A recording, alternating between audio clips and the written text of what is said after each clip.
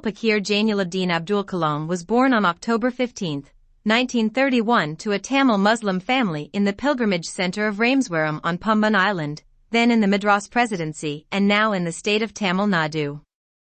His father Jainulabdeen was a boat owner and imam of a local mosque. His mother Ashiama was a housewife. His father owned a ferry that took Hindu pilgrims back and forth between Rameswaram and the now uninhabited Danish Koti. Kalam was the youngest of 4 brothers and 1 sister in his family. His ancestors had been wealthy traders and landowners, with numerous properties and large tracts of land.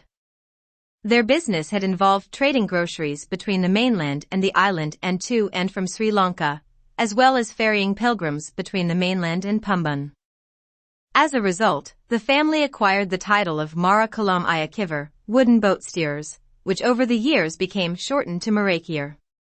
With the opening of the Pamban Bridge to the mainland in 1914, however, the businesses failed and the family fortune and properties were lost over time. Apart from the ancestral home, by his early childhood, Kalam's family had become poor. At an early age, he sold newspapers to supplement his family's income.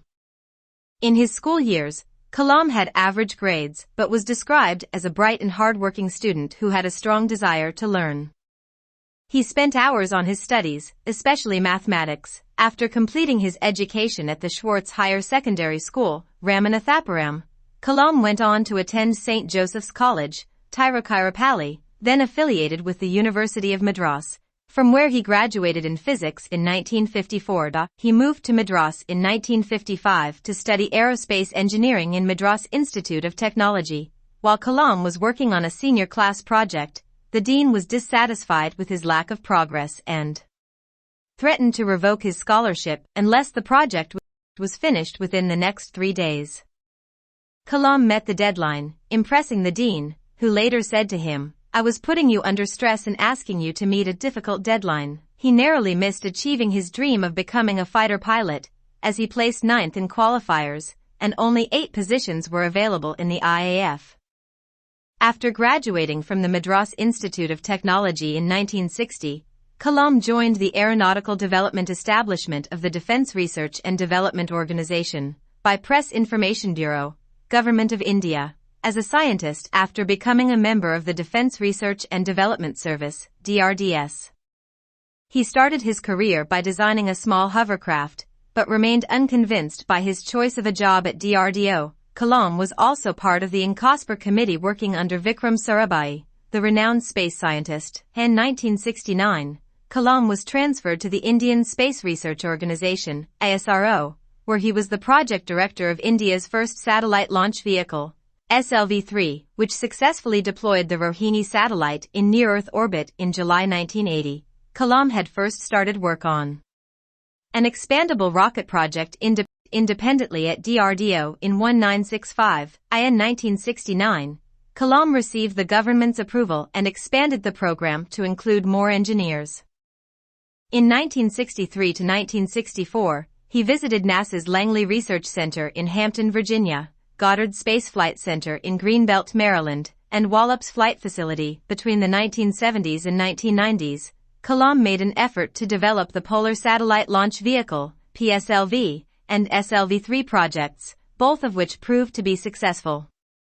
Kalam was invited by Raja Ramanna to witness the country's first nuclear test, Smiling Buddha as the representative of TBRL, even though he had not participated in its development.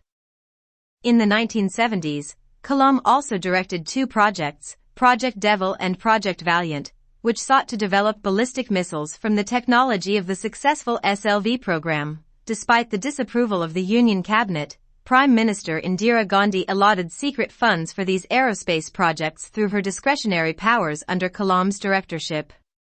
Kalam played an integral role convincing the Union Cabinet to conceal the true nature of these classified aerospace projects. His research and educational leadership brought him great laurels and prestige in the 1980s, which prompted the government to initiate an advanced missile program under his directorship. Kalam and Dr. V. S. Arunachalam, metallurgist and scientific advisor to the defense minister, worked on the suggestion by the then defense minister, R. Venkataraman on a proposal for simultaneous development of a quiver of missiles instead of taking planned missiles one after another. R. Venkataraman was instrumental in getting the cabinet approval for allocating 3.88 billion Indian rupees for the mission, named Integrated Guided Missile Development Program, IGMDP, and appointed Kalam as the chief executive. Kalam played a major part in developing many missiles under the mission, including Agni, an intermediate-range ballistic missile, and Prithvi, the tactical surface-to-surface missile, although the projects have been criticized for mismanagement and cost and time overruns. Kalam served as the chief scientific advisor to the Prime Minister and Secretary of the Defense Research and Development Organization from July 1992 to December 1999. The Pokhran II nuclear tests were conducted during this period, in which he played an intensive political and technological role. Kalam served as the chief project coordinator, along with Rajgopala Chidambaram, during the testing phase. Media coverage of Kalam during this period made him the country's best-known nuclear scientist. In 1998, along with cardiologist Soma Raju, Kalam developed a low-cost coronary stent, named the Kalam Raju stent. In 2012, the duo designed a rugged tablet computer for healthcare in rural areas, which was named the Kalam Raju tablet.